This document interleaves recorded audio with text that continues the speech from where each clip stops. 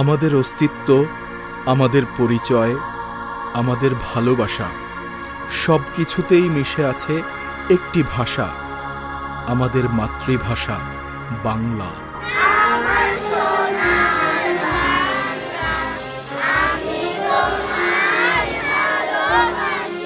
কিন্তু এই ভাষা শুধু কথা বলার মাধ্যম নয়, এটি আমাদের গৌরব, আমাদের সংগ্রামের প্রতীক। এটি শুধু আমাদের মুখের ভাষা নয়, আমাদের হৃদয়েরও ভাষা।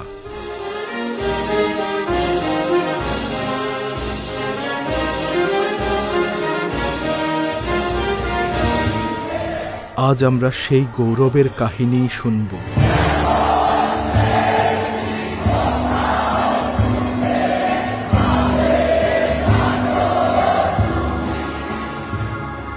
1947 সালে ভারতবর্ষ বিভক্ত হওয়ার পর জন্ম নেয় নতুন দুটি রাষ্ট্র।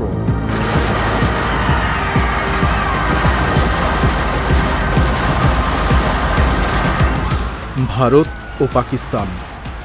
মুসলিম সংখ্যাগরিষ্ঠ অঞ্চল নিয়ে গঠিত হয় পাকিস্তান, যা দুটি আলাদা অংশে গঠিত ছিল, পূর্ব পাকিস্তান এবং পশ্চিম পাকিস্তান। দুই অঞ্চলের সংস্কৃতি, ভাষা ও জীবনধারায় ছিল আকাশ পাতাল পার্থক্য।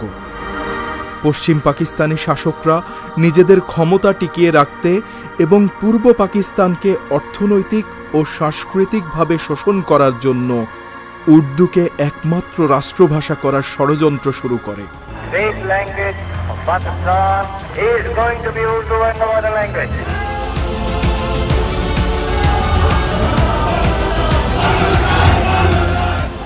কিন্তু বাঙালি জাতি কোনোভাবেই তা মেনে নেয়নি। 1952 সালের 21শে ফেব্রুয়ারি ঢাকা বিশ্ববিদ্যালয়ের শিক্ষার্থীরা 144 ধারা ভেঙে মিছিল বের করে।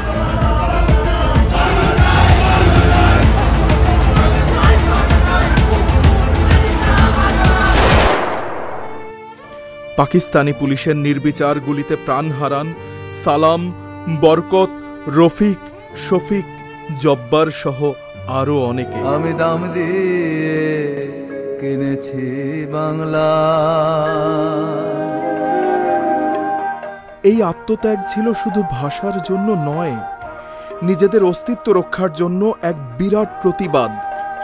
এটি ছিল এক নতুন স্বাধীনতার বীজ বপন। 52 ভাষা আন্দোলন আমাদের শিখিয়েছে কিভাবে নিজেদের অধিকারের জন্য লড়তে হয়। সেই আন্দোলনের সূত্র ধরেই বাঙালি জাতি ধীরে ধীরে স্বায়ত্তশাসন থেকে স্বাধীনতার দিকে এগিয়ে যায়।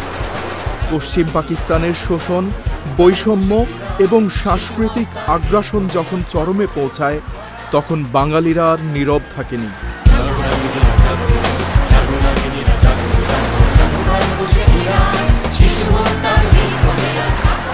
তাদের প্রাণের ভাষার ওপর আঘাতের স্মৃতি তখনও তাজা।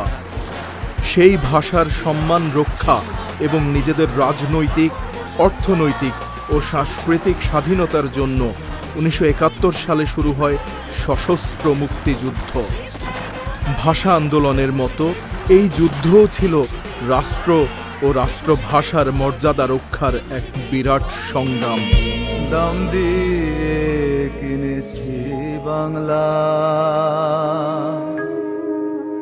কারোর দানে পাওয়া নয়।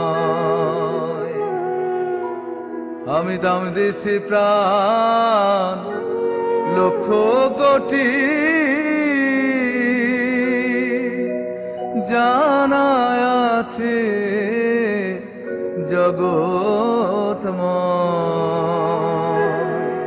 1999 সালের 17 নভেম্বর ইউনেস্কো 21শে ফেব্রুয়ারিকে আন্তর্জাতিক মাতৃভাষা দিবস হিসেবে ঘোষণা করে।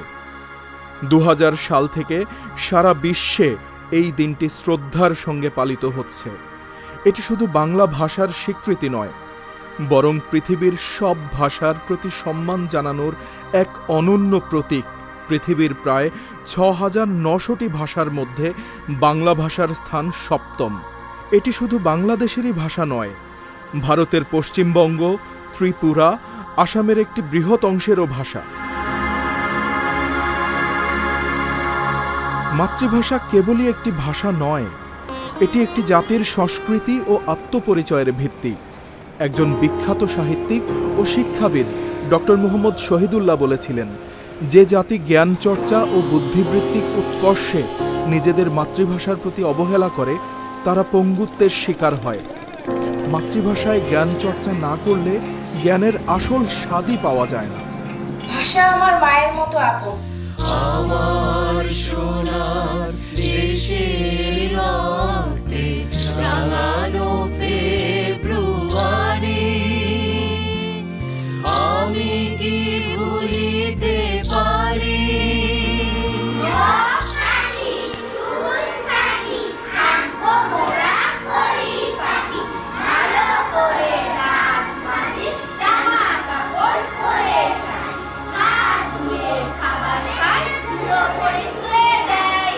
বাংলা ভাষা তার সুর ও মাধুর্যের জন্য বিশ্বজুড়ে প্রশংসিত।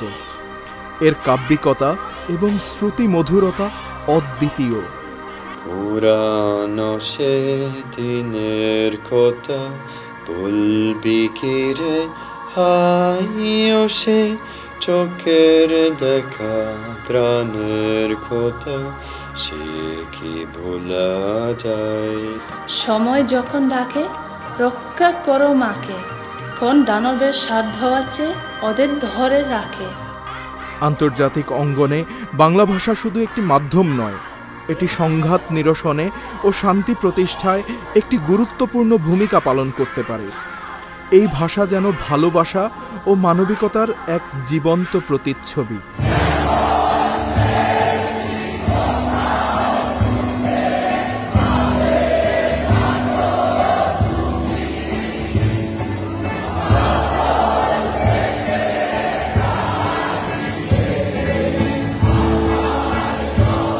এই ভাষার জন্য জীবন দিয়েছেন আমাদের পূর্বপুরুষরা। তাদের আত্মত্যাগের ফসল আমাদের এই স্বাধীনতা। 21শে ফেব্রুয়ারি এখন শুধু বাংলাদেশের ভাষা শহীদদের স্মরণ করার দিন নয়, বরং এটি সারা বিশ্বের সব মাতৃভাষার প্রতি শ্রদ্ধা ও সম্মান জানানোর দিন। I really love the way how you fight for your language. Famous day, yeah. I think it's very important for you, and respect from Russia. Bangla ভাষা শুধু একটি স্বীকৃতি নয়, এটি আমাদের অস্তিত্বের এক অবিচ্ছেদ্য অংশ। 21 মিশে আছে বাঙালির অন্তরে, 21 জুড়ে আছে বাংলাদেশের স্থাপত্যে, সার্বভৌমত্বে। 21-এর গৌরবে 21শে টেলিভিশনের অস্তিত্ব, অনুপ্রেরণা। আসুন আমরা আমাদের মাতৃভাষাকে ভালোবাসি, তাকে সম্মান জানাই, সমস্বরে বলি, এই ভাষার মাধ্যমেই আমরা আমাদের গৌরবকে সমুন্নত রাখব। আমার ভাইয়ের রক্তে রাঙানো 21শে ফেব্রুয়ারি।